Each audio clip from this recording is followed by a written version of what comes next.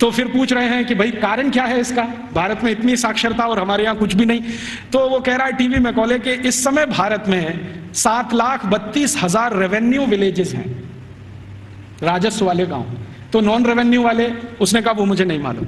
वो कह रहा 7,32,000 राजस्व गांव हैं और ऐसा एक भी राजस्व गांव नहीं है जहां पर स्कूल की व्यवस्था नहीं है। तो फिर उसको प्रश्न पूछा गया कि क्या भारत के लोग इसको स्कूल कहते हैं? तो उनका नहीं, मैंने कहा है स्कूल, भारत के लोग इसको गुरुकुल कहते हैं। उसने गुरुकुल को स्कूल में ट्रांसलेट किया है। बाद में वो कहता है कि शायद मेरे पास कोई शब्द नहीं है जो गुरुकुल के बराबर हो तो मैं स्कूल कहता हूं। तो हम ऐसा मान लें कि मैकॉले बोल रहा है 2 फरवरी 1835 को हाउस ऑफ कॉमन्स में कि भारत के 7,32,000 गांवों में कोई भी ऐसा गांव नहीं है जहां पर गुरुकुल ना हो। इसका अर्थ क्या है? हर गांव में एक गुरुकुल है। फिर उसको पूछा गया इस गुरुकुल में क्या होता है? तो उनका पढ़ते हैं। तो कितने विद्यार्थी हैं? तो उसने कहा सबसे बड़ा गुरुकुल मैंने देखा है वो 20,000 विद्यार्थियों का है और जो सबसे छोटा गुरुकुल मैंने देखा है वो 200 विद्यार्थियों का है।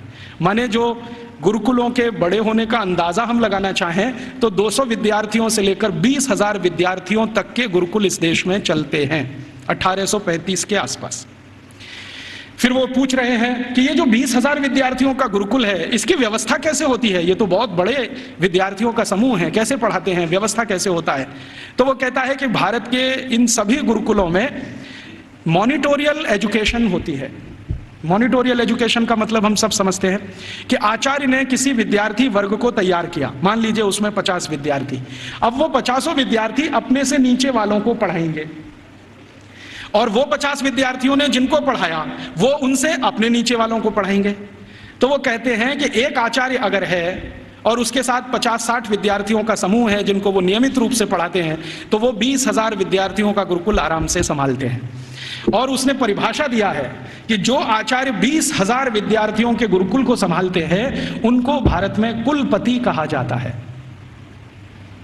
कुलपति माने 20,000 विद्यार्थियों के समूह की शिक्षा व्यवस्था करवाने वाला व्यक्ति, उसको कुलपति कहा जाता है। फिर उसको पूछा गया है कि ये जो गुरुकुल चलते हैं इनमें विद्यार्थी हैं वो किस वर्ग के हैं? तो वो कहता है कि भारत के नागरिक 4 वर्णों की बात करते हैं, ब्राह्मण, क्षत्रिय, वैश्य और शूद्र। तो वो कहता है कि ये सभी विद्यार्थी इन समूहों में से आते हैं। तो एक अंग्रेज उसको पूछ रहा है कि हमने तो कभी सुना था कि भारत में ज्यादा शिक्षा ब्राह्मणों के लिए है। वो कहता है नहीं, दस्तावेज बताते हैं कि ब्राह्मणों के लिए भी शिक्षा है, वैश्यों के लिए भी है, क्षत्रियों के लिए भी है और शूद्रों के लिए भी है।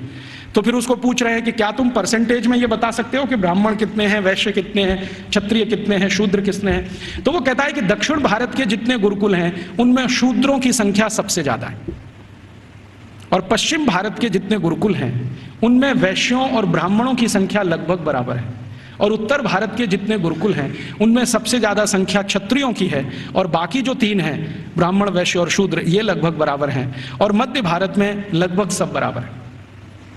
तो कुछ लोग चौंक जाते हैं, वो ये कहते हैं ये कैसे संभव है कि शूद्रों की संख्या दक्षिण भारत के गुरुकुलों में सबसे ज्यादा है? तो वो कहता है शूद्रों की ही नहीं, दक्षिण भारत के गुरुकुलों में महिलाओं की संख्या, लड़कियों की संख्या भी सबसे ज्यादा है।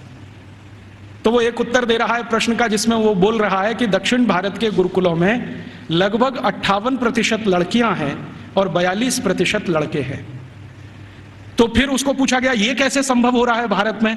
तो कहता है कि इट क्वाइट नेचुरल, ये स्वाभाविक है क्योंकि दक्षिण भारत में महिलाओं की संख्या, लड़कियों की संख्या लड़कों से ज्यादा है।